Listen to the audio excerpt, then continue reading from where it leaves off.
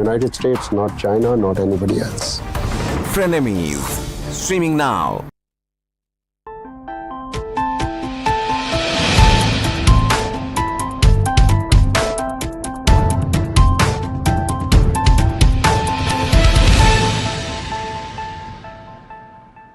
Hello and welcome to this News 9 special.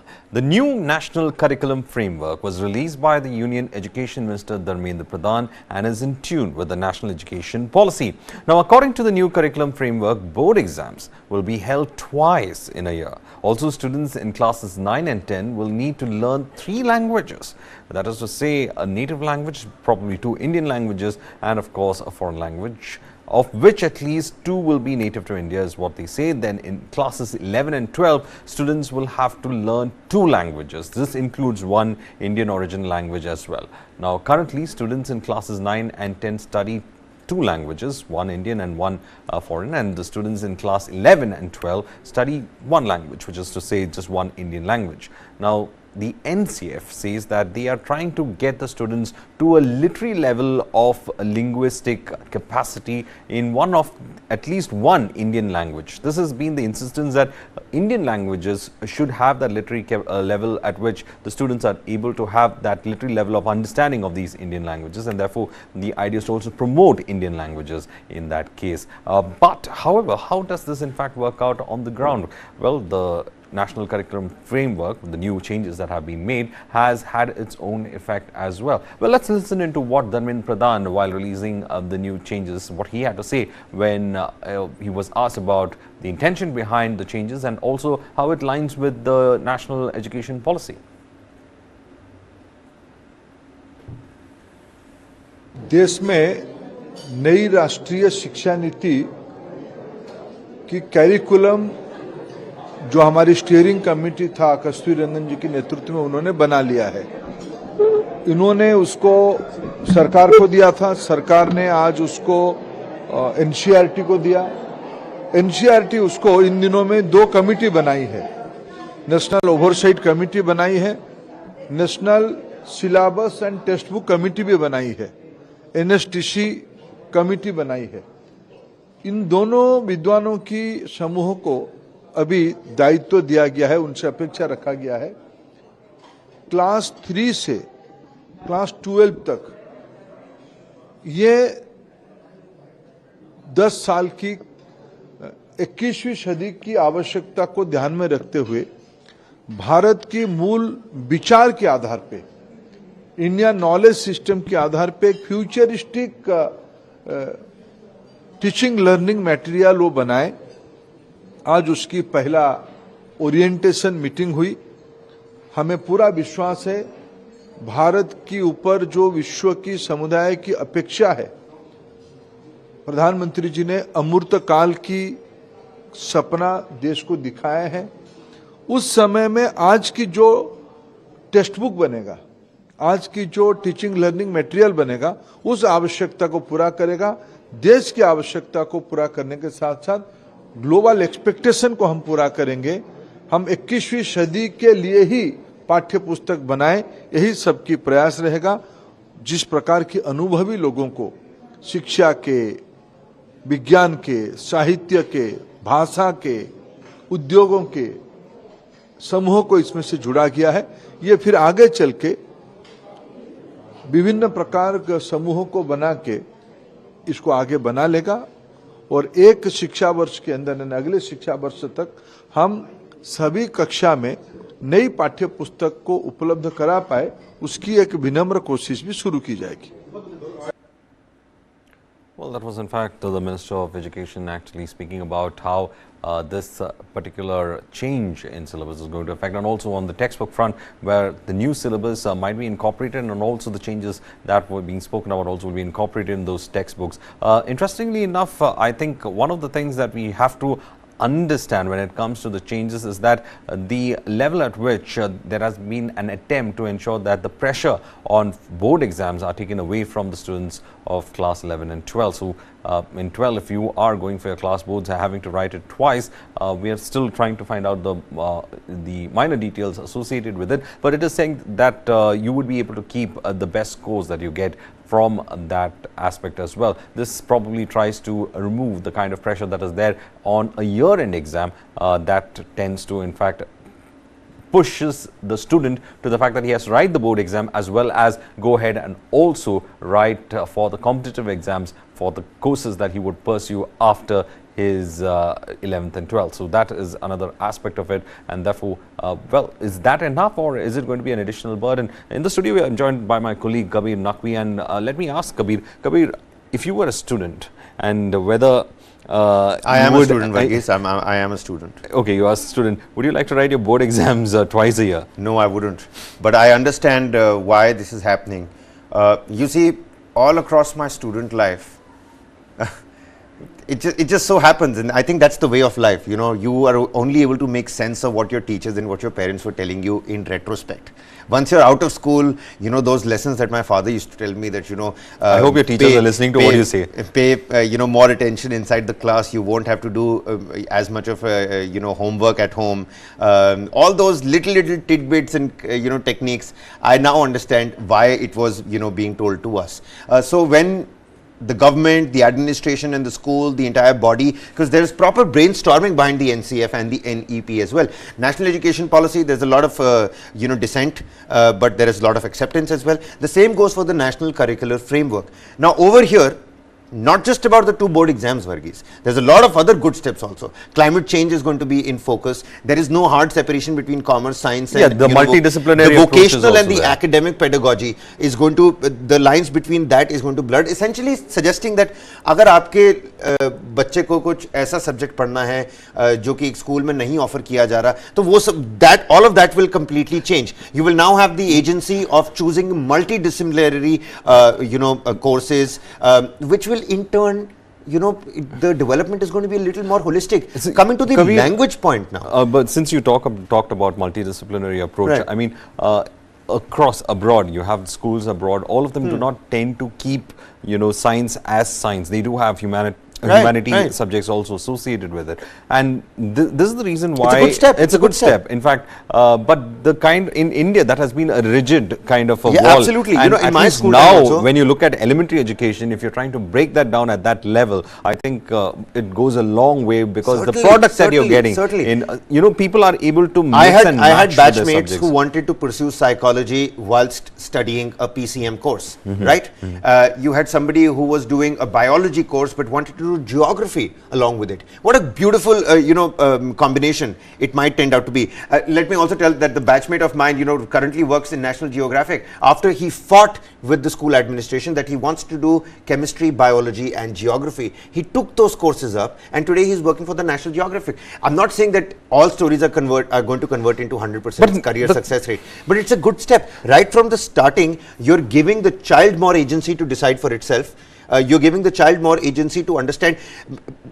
Necessarily these conversations wouldn't happen at home, but now you'll see parents talking to their children way ahead of time when they're in 8th grade, when they're in 9th grade, that, you know, see, if this is what you want to do, if adventure is your way of life, you know, take some vocational subject, you know, sort of like combine that up with some hardcore academic pedagogy, take something like physics, chemistry, and then you can take something like history also to understand what you do with that physics and chemistry. So, you know, application of your learning. I've come Gets across very parents beautiful, saying, I've come across you know, parents, especially a lot of them who have been complaining about this rigid structure, because when I talk about this to parents, those parents also belong to, you know, the kind of generation I was in, and they tend to say that, you know, we were restricted by this PCM group, then you have a PCB group, which is physics, chemistry, bio, and, you know, and your entire focus is on that. But now at least some parents are thinking out of the box, and the NCF is also trying to, you know, reflect that out of the thinking aspects. That studied interdisciplinary courses themselves have become parents now.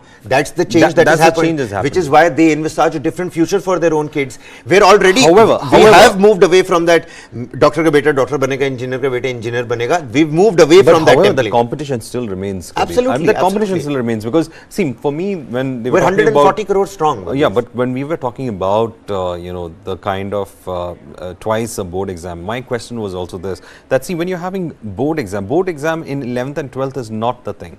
The actual preparations start with regard to whether you are writing your IIT mains, are you writing your JEE, Right. or you're writing your NEET, or your UPSC. state UPS. I mean, the preparation is for that. So you technically what happens is that the board exam is just a component of it. But then, you know, there is pressure for the board exam, and there is a larger pressure on the competitive exams to be looked into. There are a lot of other people as well, and I'm glad that this template has shifted. But at the same time, you know. But for them, what at they the are same saying time- is that, Kabir, that you know what I was trying to say is that when you have twice exam, the board exam coming in the mid of a year or something like that, that tends to affect with their competitive exam preparation. No, it actually, adds a layer the to student it. community is certainly going to be divided here, because usually when I was back in school, the 12th boards was a structure where they would say कि पढ़ाई तो February में होगी, पढ़ाई तो January में होगी, because you would bottle down all of that homework, all of that preparatory material, and you're going to probably wait till January, right? 2.5 months, 3 months before the examination, when the final padhai is going to begin, the actual hard work of studies for the board examination is going to begin. If there is a board in the middle of the academic calendar, then what you do is you prepare for that board as well. That revision will definitely help you. Well, in it's the a long run. revision or addition. In fact, I have my view is that it is an addition. But anyway, we have with us Dr. Anika Malhotra, who's an educational, who joins us on Zoom. Dr. Anika Malhotra, how do you in fact see this aspect of the changes in the NCF? I and my colleague Kabir are having this debate that when you have to go for board exam twice a year, are you adding to one more exam into the life of the students? Because at the end of the day, more than the boards, the importance more than the boards is for the competitive exams after you finish your boards. You go start writing JEE, NET, and especially for class 12 students, it's a pressure thing. I think that it's an additional burden. So Kabir thinks it's a different thing. What is your opinion on it? Is it an addition or is it a revision? That's the idea. Yeah, the idea is like, is it an addition or a revision? All right. As far as the pressure goes, yes, the board always had the pressure, the kind of terror in the mind of a student. But if you remember the continuous comprehension evaluation pattern that we did, that also had in continuity. So somewhere down the line, as mentioned by your co-panelists, that board के लिए February में तैयारी करेंगे. Those ones who were not regular. Yes, the regular students did their studies throughout the year. But mostly people used to study in the month of Feb or Jan or December so that they can plan for the board. That was it. But now when you're having 2 board exams, I feel there'll be continuation from a child's side to be regular, to be attentive, and not just have a laid-back attitude and plan the board for the heck of planning it and just passing it, because the child started feeling that, we have the competitive exam, which is more important than the board exam. So I think it's a mixture of thought process. The change was needed. Let's see how it goes about. We have variation of children, some with high IQ level, some with short attention span. So there are variation, yes. Let's see how it spans out. But I just hope and pray that the curriculum part is well divided. There should not be a stress factor on the child. You have seen the CBSE has tried to dilute the effect of stress. You have seen lesser suicide cases. The children are now more relaxed. Okay, I just so hope the education it is is- a part and continuation of the process of keeping the board. Well, I think we are not able to, in fact, get on to Anika, and we'll in fact try to get the entire aspect through. But again, we are also joined in by Arsh Arora, who's also an educationalist who joins us. Arsh, how do you in fact see the new changes in the NCF? Of course, the debate we were having in the studio is that whether it's an addition aspect of an exam into the life of a 12th standard student, or is it a revision aspect that has been added to it? So how do you in fact see twice a year board exam in this aspect? Thank you very much for having me. And my view as a coach is that I come from that school of thought where we had only one board exam and there were not many choices are there. There were not exposure, there was no internet that time. But now we live in an era where we have entire universe just under the click. So having two board exams will definitely prove really good for the students because they will be well prepared, they will be ahead of the ecosystem and the competition, and they will also feel that there is a continuous interaction there with the universities, with the board exams, with the curriculum, and they will know where they stand every 3 months or every 4 months. And that we have also seen in the unit test as well, which happen in the schools, that the children are continuously knowing where they stand and they can actually prepare themselves accordingly. They can prepare themselves. We have in the studio also with us, we have Arnab Mitra, who joins us from the education desk. Arnab, when you heard this new changes, how did you react to it? How do you think it's a good move? It's an additional burden. How are the netizens also reacting to How this? are netizens reacting to it? So it's obviously a good move because single year exam is actually creates a lot of pressure on the mind of the students. Think that you are studying the whole thing, you appear for the exam, and also the international boards, like if you think of the global boards, they have a semester system, and when the universities, when they are appearing for the university exams, when we have the semester systems, this move will help the students to get more marks, to prepare better, and on the meet time they can also prepare for the competitive exams. We have the SWET, we have the board exams now. The semester system obviously help the students. Essentially, the pressure is not piling up, no. So I've got one more vote on my side. Because I would have loved this in my school time as well. I would have waited for a mid-semester board examination and then go on to the board examination. Whatever I had learned mid-calendar, that academic, that pedagogical revision would have worked out for me later on in my final exam. Yeah. Okay, that's interesting enough. In fact, when you're talking about the final exam, I think a lot of people go for this crash studies as right. But I think that is what they. That's what I ended up doing, a crash study. It worked out just fine. I'm here, aren't I? But the thing is, if it was a little more streamlined and probably a word from the Parents Association or some more educators with us on the panel will of course throw more light on it, because it's not just about the board examination.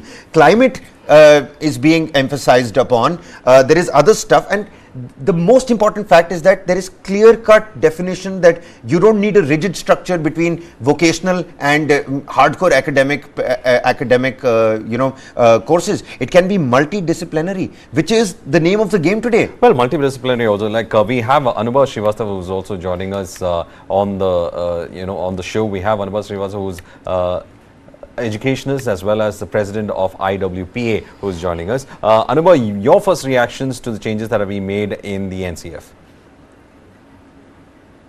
Yeah, thank you for having me here, and it's a very important discussion which we are having today. And see, as far as the board examinations are concerned, CBSE and ICSE has done it 2 years back, and they have done with this experiment of board exam in 2 terms. And most of the students were not happy, were not satisfied because they were not prepared for the first term. As far as the second term is concerned, students were more prepared. As I'm talking about the 12th board students, because 12th board students, they appear for several entrance exams, which starts right from December. Now in the month of December, if we are having entrance exam, at the same time we are having board exam, how these students are going to prepare both the exams? Either you scrap entrance exam, or you scrap board exams, or there has to be some coordination between the education department and all the stakeholders also. They should take suggestions first from the students, and then they should come up with such policy. And yeah, no doubt, there will be less pressure on the students. Maybe in 10 students may cope up, but as far as 12 students are concerned, 12 board students will have a lot of pressure because they are not prepared by the end of second term, which is by November. These students prepare for entrance exam. Their more focus is on entrance exam because nowadays every university. Anubhav, thank you for in fact raising that point. That is the point that I was raising, that their focus is more on the entrance exam. At least I have one vote on my counter, Kabir, compared to yours. All right. I'm going to take this question to Advocate Sahai with us. Advocate Sahai, hi, Kabir this side. These complications that you're talking about, 10th and 12th, the difference between the 10th graders and the 12th graders, some of them might cope up, some of them might not be able to cope up. But in my school, I remember for all the science back students and all the commerce background students, there were mock tests that were in any case happening throughout the year. There were mock tests that had no weightage. People would, sit them out, not revise, not prepare enough for them, basically not even take those mock tests seriously. In case we have a board exam in the middle of the calendar, people might just take it, a little more seriously. And who's to say that revision won't work out in the end? And because the pressure is going to be elevated from the shoulders of these 12th graders, they can then focus on these competitive exams, can't they? कहने को तो सब ये बोलते हैं पढ़ाई करने वाला पढ़ाई कर लेगा. The one who has to crack the exam will indefinitely crack the exam by hook or by crook. I mean, that's the way the world works. But 2 board exams definitely seems like a better bargain, doesn't it? See, 2 board exams, I am not denying that it is not a good move. Definitely, it will not put much pressure on students. What I am trying to tell is that nowadays, if you want to take admission after 12, your 12th marks are not considered, except in IIT. In most of the institutions, you just have to score 60% or 65% or maybe 50% in NEET also. So students are not focusing on 12th board. They are focusing more on entrance exam, and they are preparing specially for entrance exam. Otherwise, they will have to waste another 1 year. So what I have seen over these years, over past few years, because of this entrance exam culture, in school, students are not focusing on school education. They are focusing more. Yeah, there will be less pressure. I am not denying that. There will be less pressure on students. But how are you going to convince those students who are going to appear for entrance exam? They will not be prepared. They will not agree. We may give option. We can have this. We can implement this policy by giving an option to students that if you want 2 term, if you want to appear in 2 term or 1 term, it is up to you. Let's start with this thing. Don't again put pressure on students by introducing such policies, especially on 12th graders. And I have taken a poll just now, and more than 50% students are not in favor of this 2-term policy. They are in favor of exam. Well, of course, Advocate Sai, you'd probably be giving us the best opinion. You are, of course, one of the most renowned voices of the India-wide Parents Association. But Arnab Mitra, our colleague from the education desk here, Arnab, COVID-19, that had a major impact, and that still has a major impact on board examinations, on competitive examinations, and now a new policy. And Advocate Sai is not wrong when she says that, at least take into account the will of all the students, understand what they're going through, do they even need it or not.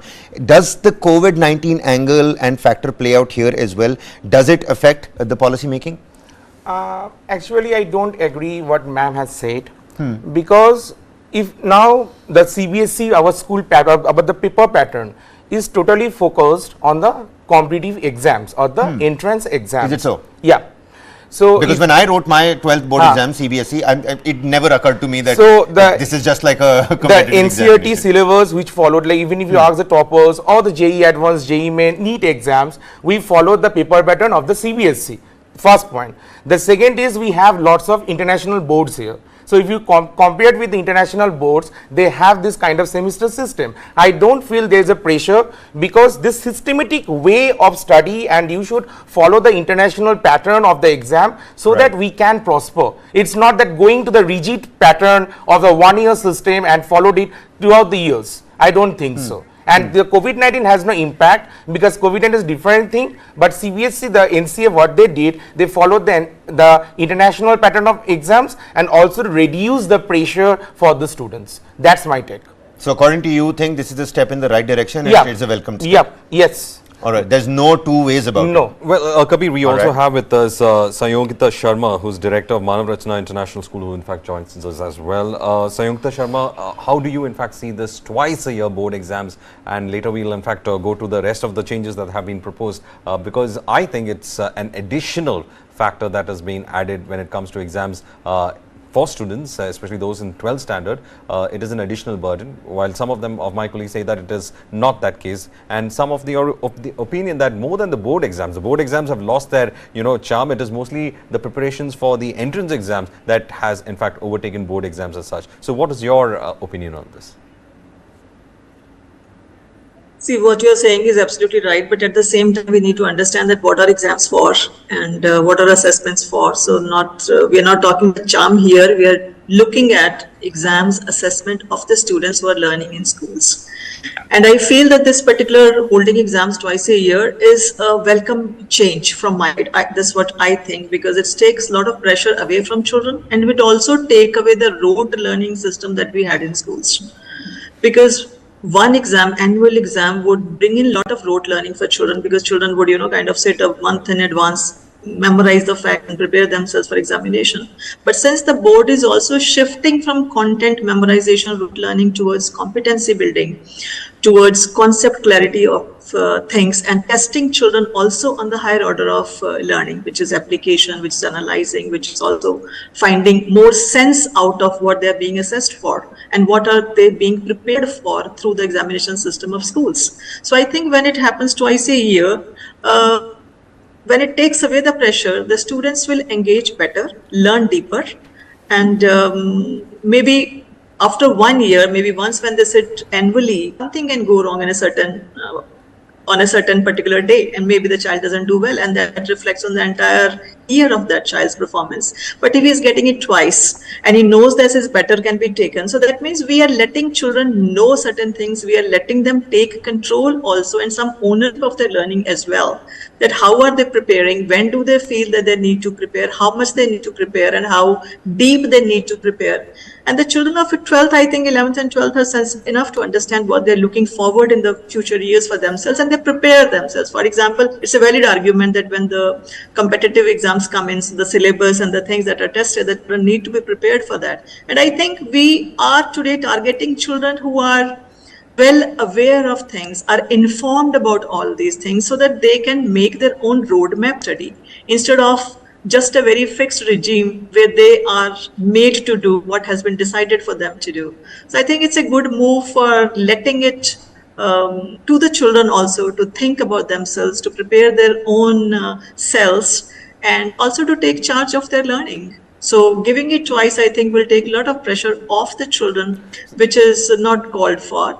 But it will not take sense of responsibility from the students' side. That is what I think. It will make them more responsible towards their preparation and towards their learning. Well, interesting enough point.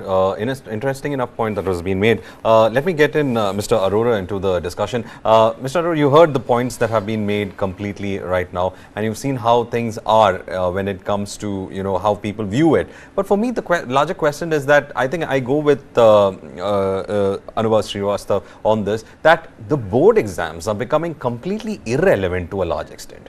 I mean, the focus is on these coaching centers, and I, for example, have seen hundreds of students studying more for cracking the coaching centers, trying to crack the competition exams than for their board exams. They are in fact going beyond the syllabus of the board, and they're trying to in fact learn things that are completely beyond them in their capacity also at the same time. So the pressure has always been on cracking competitive exams after 12th rather than on the board exams. So how do you think this could balance, because board exam is completely becoming irrelevant in the larger context? That's true. Both the points has to be taken considerably, because as I said that we are living in the distractions, so twice board exams will be good for students. But as if you see CUET also lost the importance for the board exams, because even in Delhi University now, more than board exam, your CUT matters, and if you clear the entrance, you get the admission in university colleges. So when the policy is being framed, we really need to put equal importance of the board result. Then only students will actually consider this as a value addition, not as a burden on themselves. And when they live, they get so much distraction, so many extra courses are there, so many Zoom classes are there. So it's very, very difficult for them to memorize it. And as Manav Rachana director said, that the CBSE also moving from the content creation or the memory to moving to concept clarity and understanding. So the moment students are able to realize that this is an addition value, not as a burden on them, because it will give them clarity, it will set the foundation for them, and it will give them the real good result. Even in their competitive exam, they will take the boards really, really seriously.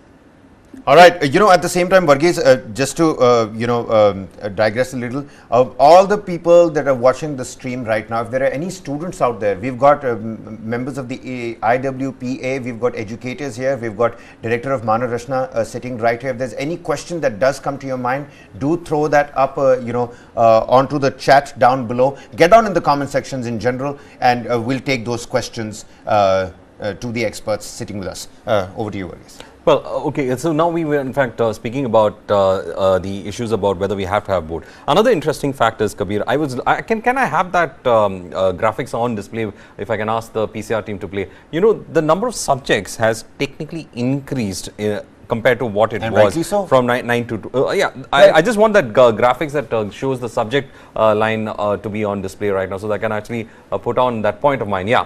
Now, classes 9 to 12, according to current system, you have 5 mandatory subjects plus 1. Okay. According to the new NCF, classes 9 to 10 will have 7. Now, what is the reason for it? And classes 11 to 12 will have 6. Now, what is the reason for it? It's a 3-language formula that we are looking at. 2 Indian languages are to be studied mandatorily. Remember, Kabir, we were having that argument saying that, you know, how many languages should a student study? From 9 to 10, probably having 3 languages to study, how it tends to affect the student. And you know, that day itself, when we were talking about Kannada, you know, Hindi being pasted over in a Bengaluru metro, and we started sparring over Kannada versus Hindi and why we should learn everything, and then you started speaking Kannada and I couldn't understand anything.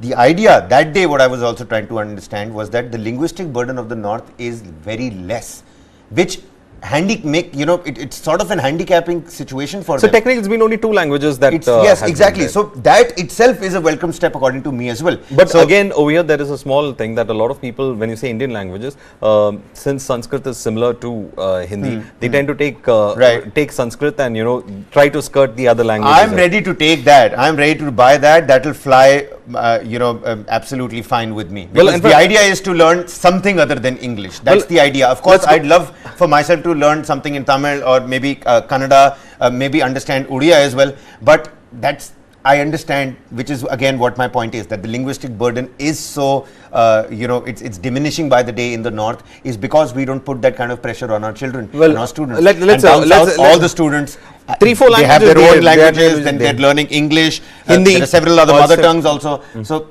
yeah. Let's get Anubha Srivasan into this. When you come to 10th standard, if you look at 3 languages being studied by a student, how do you in fact see that aspect of the change that has been brought in NCF? Of course, the larger idea is to introduce different sections of, the languages, Indian languages to students. But again, I was saying that there is also a compromise that has been held in this.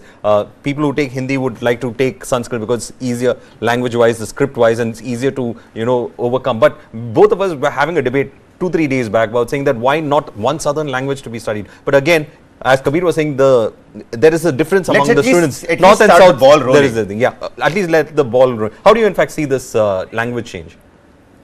See, as far as the language, compulsory language is concerned, for 10th board actually, a lot of debate is happening now in several states. Even in Karnataka High Court, parents have moved a petition to scrap this policy, to not force regional language, because many parents are in transferable job. Some parents are shifting from north to south, some are shifting from south to west. So those who are in transferable job, they are finding it very difficult for their children. Suppose my children, they are studying in Maharashtra since over 10 years. So it is not difficult for me or for my children to study Marathi in 10th, even if the government will impose it. But as far as those who are in transferable job, it becomes very difficult for them to again learn the language and score marks in 10th board. Many parents have relocated and changed their schools, I got to know, because of this compulsion and compulsion of regional language. So that option should be given to the students. Yes, as far as Sanskrit is concerned, no doubt. Government should come up with a policy that Sanskrit should be mandatory at least till 9th. Students should learn and write, should be able to write Sanskrit.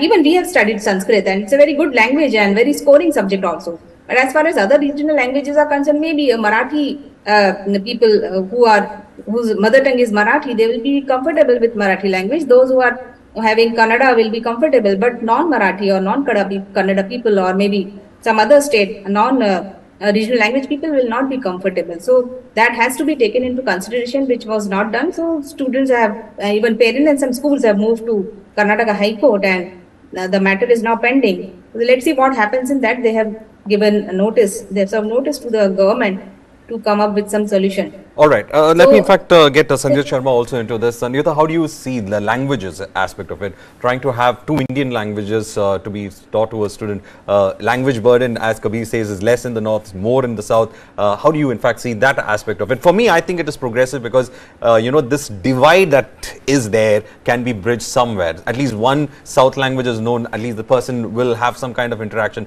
Because our country is rich with languages at the end of the day. But again, there are people who argue that it is a burden on the student. Some say it is for national integration. But for me, I think it is a good policy for national integration. But as an educationist and a person who is associated with the school, how do you in fact see it? So what you are saying is that is the only intent when they're saying that the children need to know more languages, right? Because the whole national education policy, when we look at it, it is rooted in Indianness. And the children knowing Indian languages to be, integrating and growing as a very, you can say, a citizen who knows the country to a bigger extent than he knows today. But at the same time, what she was highlighting right now are the complexities which need to be looked at. There are 2 things. One is when we talk about language learning, in 6th to 8th, we had 3 language formula only. 9th and 10th, it switched over to 2 languages, and now they're saying it should be 3 languages. So there's one thing that you learn the literacy as first language, second language, third language. So then you have to bring in that clarity that when it comes to language acquisition only, then how much is being looked at that language? Are we looking at the same level as we're looking at language A? Are we looking at it as language 3? So it means the children show interest in learning languages, but the assessment is not that rigorous that, you get into the literacy areas and make it complicated for children. Then it becomes different. So the intent is very, very good that the children need to know languages and they can continue with 3 language. Of course, it'll add to them. And then keeping in mind the children who are already, I think the children who are dyslexic, cannot learn languages. That is one area which CBSE is very aware of, and even our policy shows that will be looked into. But the second point which was highlighted by the panelist is the transferable people. So openness to children to choose the language, and that the school having that kind of logistics also to provide that language is also something important which needs to be looked into, because the children getting transferred may come with different languages, then the schools may not have faculties to address those things. So how do we deal with that? I think they will find out some ways and means which need clarity. And learning languages, I think, is always good and an appreciable step. The children should be knowing languages to reach out to more people. When we are talking about integration, we are talking about relationships, we are talking about getting across to more people, collaborations and cooperations. So this will bring in more collaboration in children when they know languages more than they know today. Well, Mr. Arora, how do you in fact see that aspect of it as well? More languages, better, again, whether it's the burden and then the transferable jobs, India being a complex language sensitive country, I won't say language centric country, language sensitive country, because everyone is very sensitive about their languages. So being a language sensitive country, I think the government thought that it is better to have more knowledge of languages, but then there are a large group of children who have parents who have transferable jobs. That is an aspect that has to also be addressed. Absolutely. And you know what, Mr. Arora, if I could just add to that question, one aspect is, of course, of the linguistic burden, but what Varghese was talking about the irrelevance of the board exams altogether.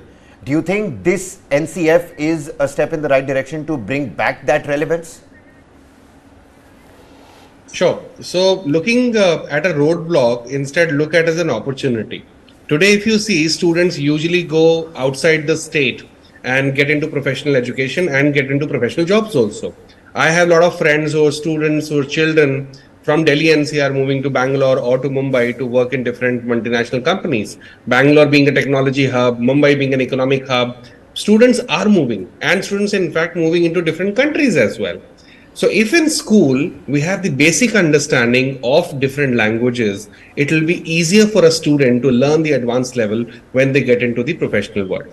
And if you see the people who are living in Bangalore, Mumbai, or in any other city, they do learn the language because they have to live there, they have to stay there, they have to interact with the local people. In fact, almost every urban private school offers an international language also to the students. Why? Yes. Because we want to give them a global exposure. So when we are so keen to give the global exposure to our students, to our children, why not give them a national exposure and learn basics of language?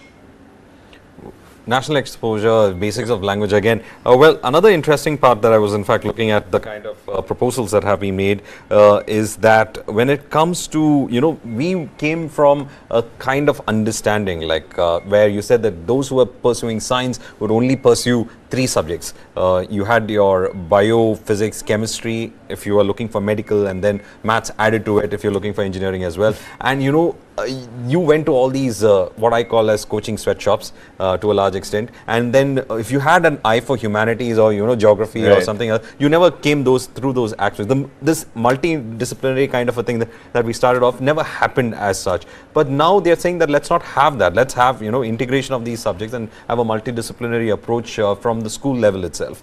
So let me bring in Anubha Srivastava into this. How do you think this multidisciplinary approach, is it a thinking that should have been done, or a policy that should have been implemented a long time back, instead of structuring people into science students and humanities students and commerce students? This should have been there long time back, isn't it? Because I would say it is an education caste system that has been put in place. When you say you're a science student, you're on the upper strata, you're a commerce student, a little lower strata, humanities student, somewhere forgotten, and you are considered to be bad student. That's why you chose humanities. But that may not be the case. A lot of humanities students are success stories. They all have forgotten children sitting here, man. All forgotten children sitting here. Actually, all of us are humanities students. So if they go by my this thing, we are all forgotten children, technically speaking. But yeah, but these aspects still are there. But this multidisciplinary approach that we have taken right now, how do you in fact see this, Anubha Srivastava?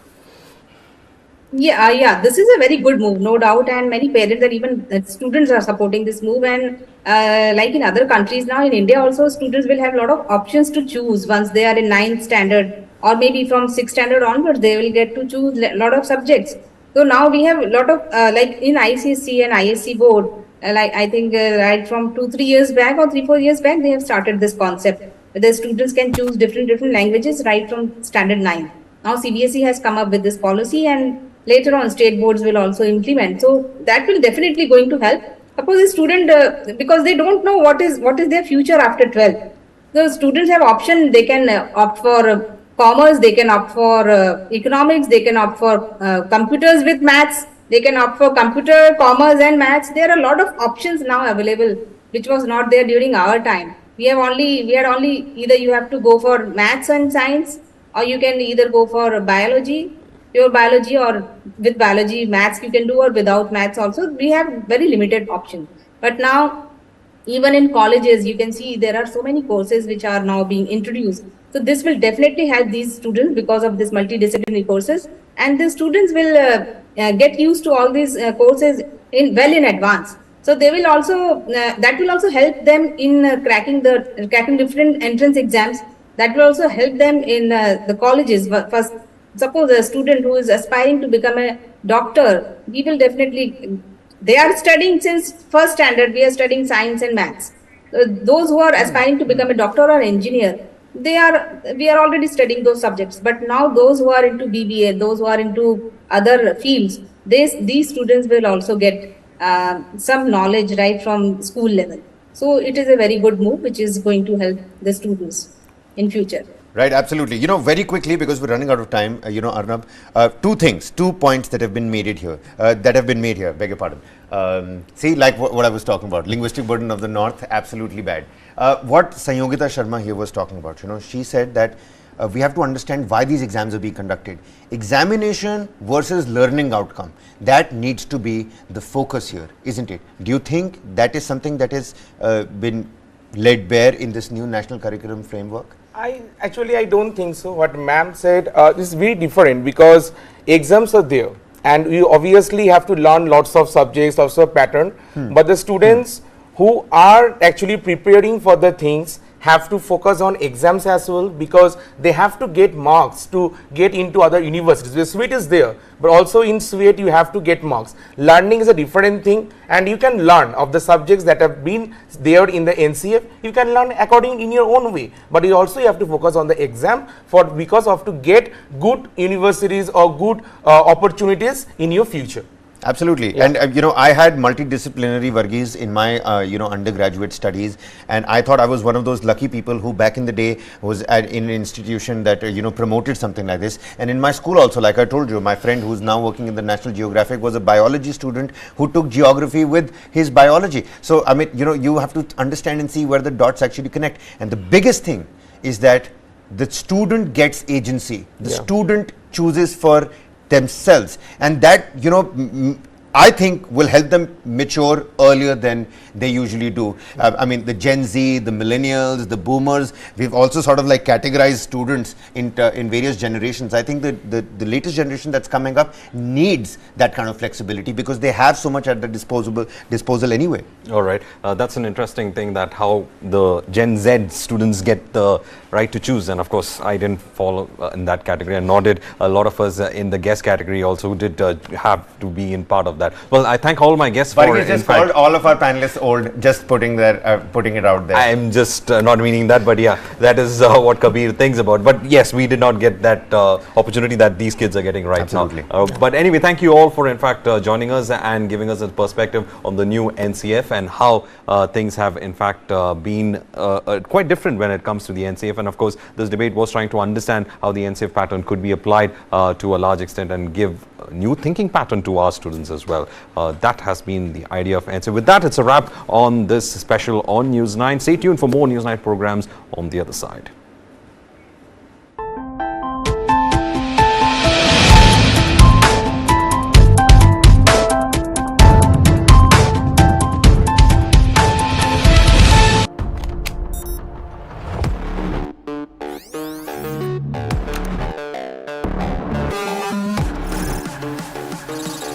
ChatGPT. It can generate codes and human-like responses through text, write stories, and do a lot more. I work in a newsroom with anchors, researchers and scriptwriters, graphic artists, producers, video editors, camera crew. But does a newsroom really need them today? All of us have to think about unique and distinctive value addition that cannot be automated or repeated